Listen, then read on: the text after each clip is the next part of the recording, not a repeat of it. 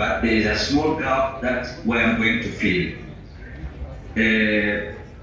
As you know that the current war in Sudan has been erupted in 2023, 15 April, but it is the most destructive war since Sudan being noticed as a state.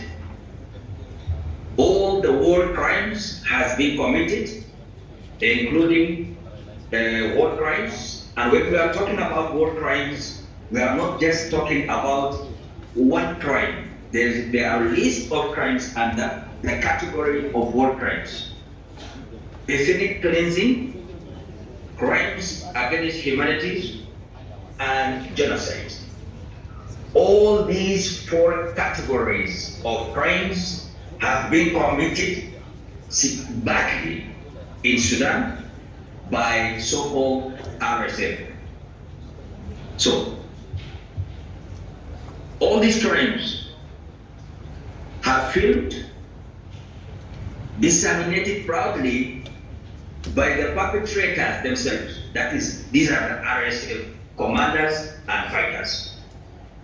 So the world, with its international and regional institutions, have witnessed all these crimes and condemned seriously. When we are talking about the European Union, African Union, the regional bodies, the US, the whole big powers in the international system, they have condemned all these crimes. But unfortunately, still, the RSF itself continuing, minus any fear, committing the same crimes against the indigenous of Sudanese people. The current war in Sudan has almost all elements of different kinds and types of wars that we know as academicians. It has the elements of secession war. When you look at the political agenda of RSF, and when you look at the declaration of the parallel government that has been announced by Tassis, you discover that there is an element of secession of war, and that is very dangerous. This war also has the elements of civil war. It has also elements of the new wars, that is natural resource conflict wars, where you look at the looting of the minerals from Sudan and going outside minus any legal procedures to be taken away from Sudan. The current war in Sudan also has the elements of World War III. Why am I saying this? Because when you look at the actors, especially the international actors who are sitting behind the seat and driving the current war, especially this one is really scary. And when you look at the scale and the level of the violations that been taking place against the Sudanese people, and nothing going to be done minus condemning, just raising it in the media, and people enjoy watching it, unfortunately. The current war also has the elements of terrorism. When you look at the serious crimes which are well calculated and committed against innocent civilians to terrorize the nation and disseminated by the perpetrators proudly, as I have said, and they're enjoying the deaths of the children, the elders, the women, and the war crimes. They have been filmed by the perpetrators. So it is typically terrorizing the nation of Sudan for the political agenda. The war also, it has the elements of proxy war, and the first presenter mentioned that one.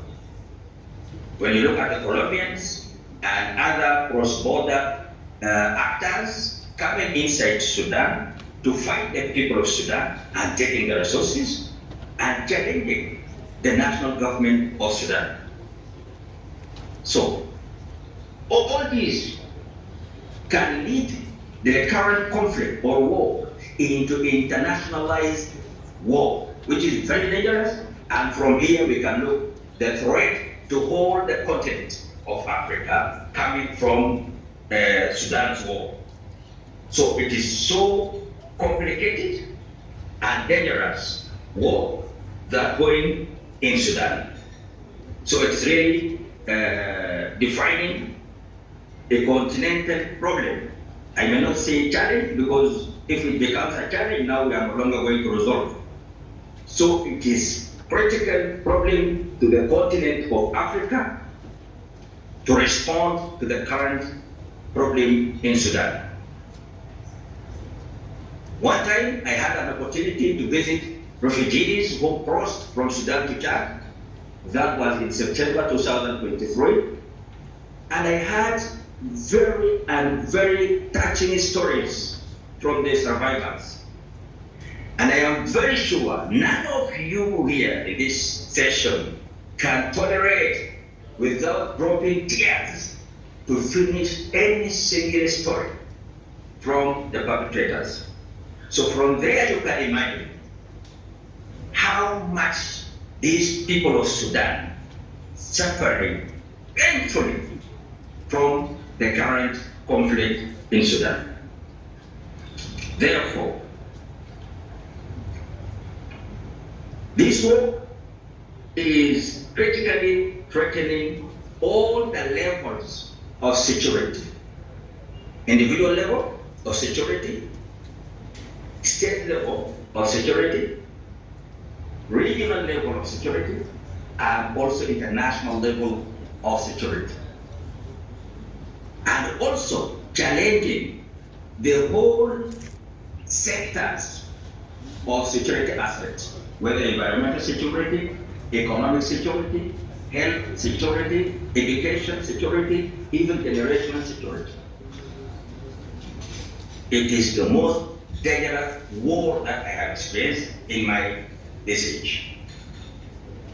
And now it becomes not only the Sudanese wound, it is a continental wound that should be responded to.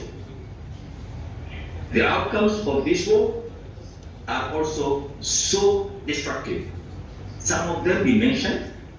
When you pick only the brain drain, the freeing of human capital from Sudan to other states, up to Uganda, for example.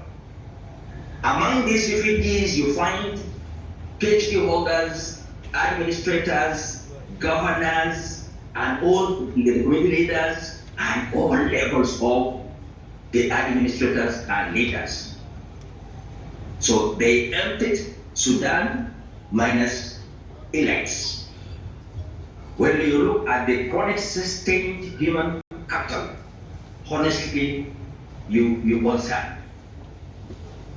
Severe economic decline and many other associated outcomes from the current war. Yes, there are international factors and also internal factors that the international factors exploited the internal ones to continue the war. The internal factors, the previous wars in Darfur, in South Sudan, in Nuba Mountain, in the east, then the outside ones, that the neighboring wars in Libya, in Chad, Central African Republic, in South Sudan itself after secession. But now, are we going to focus on the causes or the factors of the internal factors of this war? Or we should focus on the external factors? That is the question now. If we focus on the internal factors, yes? You have a minute. Yes, please. You have 1 minute, please. 1 minute, okay. Yes, please. Thank you. Okay, let me conclude. Thank you very much. Some conclusions and points being raised by previous presenters, but I want to add on to the Pan-African movement that what we can do. Number one, I do agree with number of what they said by the presenters. Number two, we should create time for ourselves as Africans to sit down and think that should we allow ourselves to live in this mess of conflicts? I think that is very critical questions we should address as Africans. And for an African movement, we are capable to provide for us such time to sit and talk about. Second, we should discuss campaigning. And Palm is the one to lead our campaign against the flow of ammunition to the perpetrators of RSF. Number three, we also should create time to our fellow African leaders to respond to our own problem. We shouldn't allow the outsiders to come and think on behalf of us, and then we go and implement what they thought about us. So we should own our thinking. We should own our resolution of our conflicts. Thank you very much. I really appreciate to have me in this time. Thank you. Thank you, Dr. Arbab. Please clap for him. Dr. Arbab, if you have time and you are going to stay online, perhaps we shall engage with you much later. Okay. I'm on. Comrades, our